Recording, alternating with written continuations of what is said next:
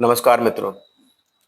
मित्रों, आज के परिवेश में एक एस्ट्रोलॉजर के पास सबसे अधिक जो क्वेश्चन आते हैं वो आते हैं प्रोफेशन को लेकर,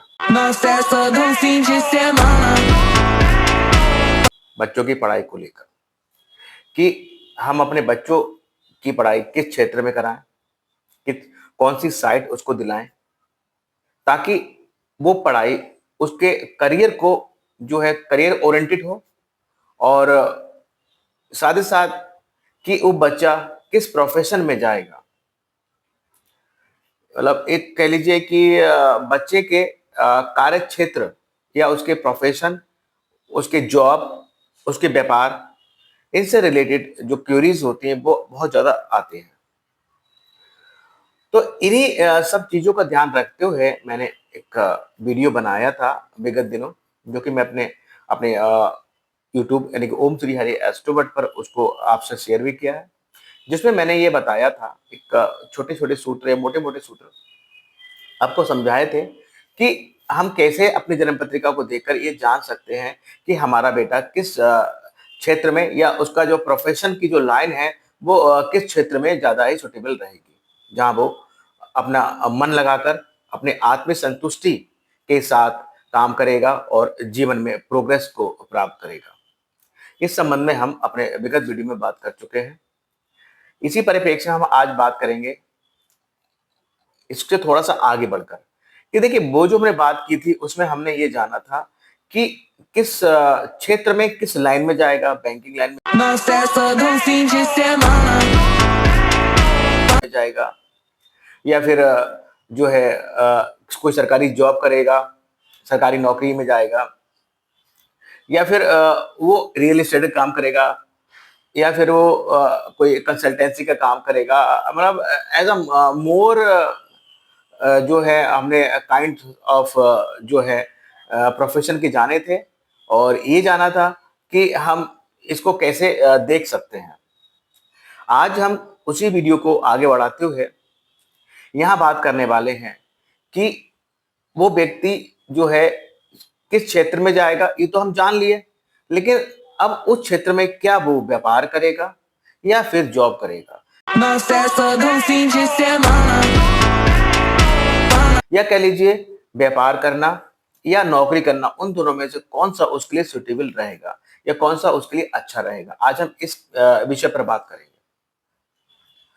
तो बेसिकली देखिए, आप और हम सब जानते हैं या जो लोग भी थोड़ी बहुत एस्ट्रोलॉजी का नॉलेज रखते हैं, तो उनको ये बात समझ में आ रही होगी कि भाई जॉब के लिए, सेवाओं के लिए, सर्विस के लिए हम जन्म पत्रिका का छठा भाव देखते हैं, उसका विश्लेषण करते हैं, तथा व्यापार के लिए हम सेवेंथ हाउस को देखते हैं। सेवेंथ हाउस जो कि हमारे स्पाउस का भी होता है और हमारे पार्टनरशिप व्यापार का भी भाव कहा गया है।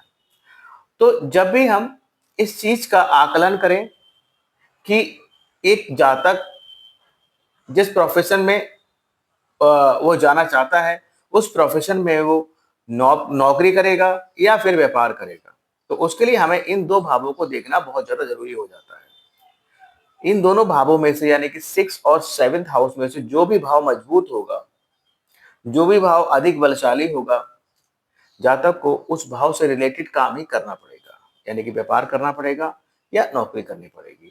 अगर सेवेंथ हाउस मजबूत है, अधिक बली है, अच्छी चीजें दिख रही है वहां, तो निसंदेह आपको व्यापार करना चाहिए। अगर सिक्स हाउस आपका बली है और अच्छा दिख रहा है तो आपको नौकरी करनी चाहिए। इसके अलावा देखिए, व्यापार और नौकरी के लिए यहाँ पर दो मेन ग्रह मैं आपको और कहूँ, स्पेशली जो कारक होते हैं, देखिए सैटर्न। सैटर्न क्या है? शनिदेव। शनिदेव जो है वो एक कह लीजिए कि नौकरी को रिप्रेजेंट करते हैं, नौकर को रिप्रेजेंट करते हैं। तो कहीं भी अगर आपके छठे भाव का रिलेशन सैटर्न से बन रहा है या फिर छठे भाव में शनि बैठे हैं, तो निसंदेह ये जातक नौकरी क्षेत्र में ही जाएगा, क्योंकि शनि जो है नौकरी के कारक भी हैं, और वो अगर नौकरी के भाव में बैठे हैं तो वो भाव और अधिक मजबूत हो जाता है। इसके अलावा व्यापार की बात करें, देखिए मेनली जो कारक है आपके व्यापार के, वो बुध कहलाते हैं, मरकरी कहलाते हैं। लेकिन मरकरी के साथ साथ यहाँ हम जुपिटर को भी व्यापार से जोड़कर देखते हैं। तो अगर जन्म पत्रिका में सेवेंथ हाउस आपका मजबूत है और इसके साथ साथ आपके मरकरी और जुपिटर भी कहीं न कहीं 7th हाउस से लिंक बना रहे हैं या कर्म भाव से लिंक बना रहे हैं और वो अच्छी पोज़ीशन में हैं, तो निसंदेह उस जातक का जो कार्य करने का जो दायरा रहेगा, वो मेनली उसका व्यापार ही रहेगा। तो एक छोटे से सूत्र के माध्यम से हम ये जान सकते हैं कि जो बंदा है, सामने वाला जातक है, वो नौकरी करने में अधिक सूटेबल रहेगा या व्यापार करने में अधिक सूटेबल रहेगा। या कह लीजिए उसकी डेस्टिनी क्या है। तो एक छोटा-सा एक विश्लेषण था, जो मैंने आपके समक्ष रखा। अगर आप इसको हमारी इस वीडियो को ध्यान से अगर समझेंगे, सुनेंगे, तो निसंदेह आप बर्थ चार्ट को देखकर इस चीज़ का आकलन करने में सक्षम रहेंगे कि जातक को नौकरी करनी चाहिए या व्यापार करना चाहिए। लेकिन इसके अलावा भी कोई अगर संदेह आपको इस चीज़ों को लेकर है, तो आप जो है हमारे यूट्यूब पर हमें कमेंट बॉक्स पर लिख सकते हैं। हमारी सारी सेवाएँ फ्री हैं, कोई कॉस्ट नहीं ली जाती, कुछ चार्जेज़ नहीं लिया जाता। आप निसंदेह हमें लिखें और हम उसका आपको रिप्लाई अवश्य करेंगे। So thank you very much. Radhe Radhe. जय माता दी।